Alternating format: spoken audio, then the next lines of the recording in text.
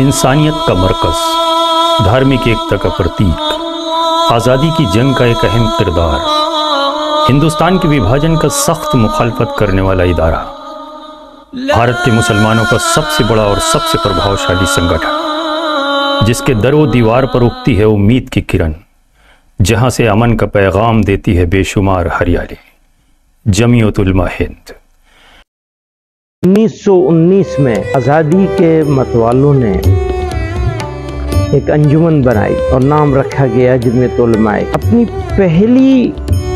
पहले रेजोल्यूशन में इस ऑर्गेनाइजेशन ने मुकम्मल आज़ादी की डिमांड रखी। उसके 10 साल बाद इंडियन नेशनल कांग्रेस ये हिम्मत कर सकी कि पूरी आज़ादी की डिमांड रखी, वरना उससे पहले 1929 से पहले तक कांग्रेस का ये मानना था कि हमें बस इंटरनल इंडिपेंडेंस मिल जाए, वो काफी।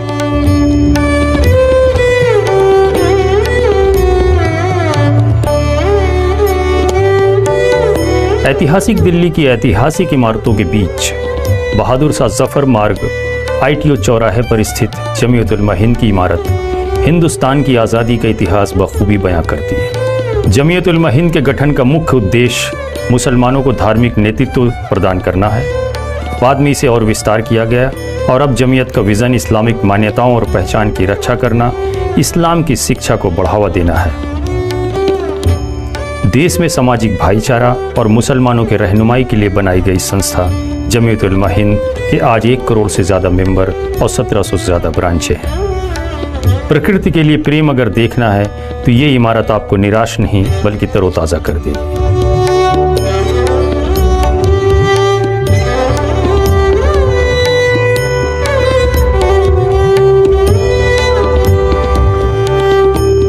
इस 100 कुछ साल के सफ़र में जमीयत उलमा हिंद ने मुल्क के लिए, मुल्क में बसने वाले मुसलमानों के लिए,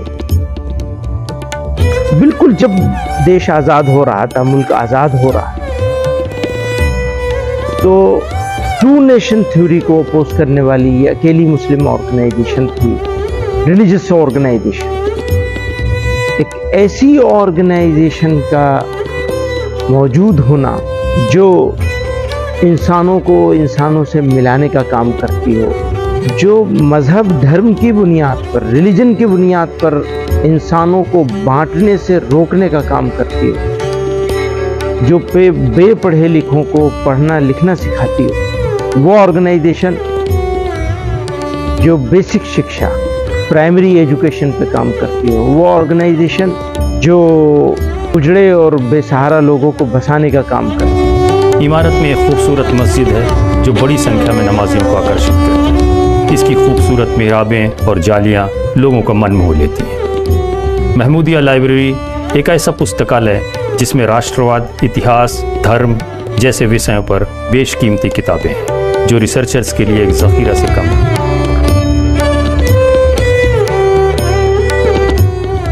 ये लाइब्रेरी हमारी जो महमूदिया लाइब्रेरी जहाँ है, आप देख रहे हैं हज़ारों किताबों का यहाँ अल्हम्दुलिल्लाह हर एतबार से फ़नी किताबें हैं, तारीख़ के एतबार से, मजहबी किताबें हर मज़हब के एतबार से, अखबारात के वो रसाइल, जब से अल-जमीयत अखबार शुरू हुआ था 100 साल पुराना जमीयत उलमा हिंद के क़याम से ये यहाँ मौजूद है। इसी तरह से दीगर और रसाइल जहाँ भी आज़ादी के ताल्लुक़ से आज़ादी के बाद दस्तयाब हुए, और हर वो किताब यहाँ लाने की कोशिश की गई इस म्यूज़ियम में रखने के लिए, जो एक नायाब ज़ख़ीरा हो। यहाँ अल्हम्दुलिल्लाह आप देखेंगे तो देखने में तो हो सकता है कि वो रिसाला आपको एक छोटा सा पतला नज़र आए, लेकिन तारीख़ी एतबार से, अहमियत के एतबार से वो बहुत अहम है। इस वजह से ये लाइब्रेरी भी उसी नाम से, जिन्होंने इस मुल्क में इनकलाब बर्पा किया, इस मुल्क की आज़ादी उन्हीं की कोशिश से हासिल हुई, और उन्हीं के लोगों ने गांधी जी को, महात्मा गांधी के खिताब दिया 1920 अमृतसर के अपने अधिवेशन में। तो ये महमूदिया लाइब्रेरी है हमारी। इसके अंदर बहुत सारे स्कॉलर्स जो रिसर्च के ताल्लुक़ से आते हैं, यहाँ आकर के तहक़ीक़ करते हैं, चाहे वो मजहबी रिसर्च हो या सियासी रिसर्च हो या इसी तरह से तारीख़ी हो, तो मुख्तलिफ़ पहलुओं पर चूँकि किताबें अल्हम्दुलिल्लाह मौजूद हैं, तो लोग आते हैं यूनिवर्सिटियों से, कॉलेजों से बच्चे यहाँ आकर के देखते हैं, रहते हैं, पढ़ते हैं और इन चीज़ों से फ़ायदा उठाते हैं। लेकिन जो चीज़ सबसे ज़्यादा आकर्षित करती है वह है इसका संग्रहालय, जो छोटा तो है लेकिन भारत के स्वतंत्रता संग्राम, अटूट राष्ट्रवाद और धार्मिक एकजुटता का इतिहास बताने के दृश्य से बहुत बड़ा है। यह आपको मानवता, सहनशीलता और शांति सिखाता है। जमीयत उलमा हिंद की शुरुआती इमारत बल्ली मारान में अभी भी मौजूद है, जहां से फिलहाल अल जमीयत अखबार का काम होता है। ये जमीयत उलमा हिंद का बहुत ही पुराना और तारीखी इदारा है। ये बिल्डिंग जो बहुत पुरानी है और ये इदारा भी बहुत पुराना है। के नाम से नशर शाह का काम यहाँ से जान जाता है। जावेद और फैसले जो 1919 से लेकर के अब तक जो फैसले हुए हैं, किनके मौजू पर जमीयत उलमा हिंद ने बहस की है, तजावीज़ लाया है मुल्क के मुतालिक और पूरी हिंदुस्तान से मुतालिक या बाहर मुल्क से मुतालिक जो भी तजावीज़ आई है, तमाम तजावीज़ को मौलाना यासीन जहाज़ी साहब ने यकजा करके मुरतब किया है। ये वो किताब आपके सामने है। हमारे कायद हज़रत मौलाना सैयद महमूद असद मदनी साहब जमीयत उलमा हिंद की हिदायत पर ये किताब को शाये किया गया है। वहीं किफ़ायत डायग्नोस्टिक सेंटर भी है, जिसमें कम पैसों में टेस्ट किए जाते हैं।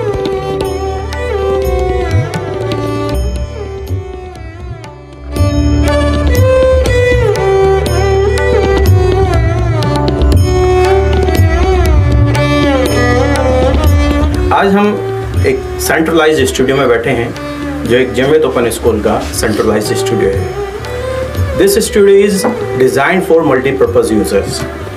Here in this studio, we conduct various occasional things. अगर हम बात करें स्टूडियो के बारे में, तो मुल्क भर से जो इस स्टूडियो को कनेक्ट किया जाता है और यहाँ इसको मल्टीपर्पज़ के लिए यूज़ किया जाता है। One of them is, उनमें से एक वो ये है कि फॉर डेली पर्पज क्लासेस, रोज़ाना की क्लासेस कंडक्ट की जाती हैं। इसी के साथ साथ इधर से सेटअप है जो कि इंटरव्यू सेटअप्स है, और इसी के साथ साथ panel discussions with audience can be conducted here.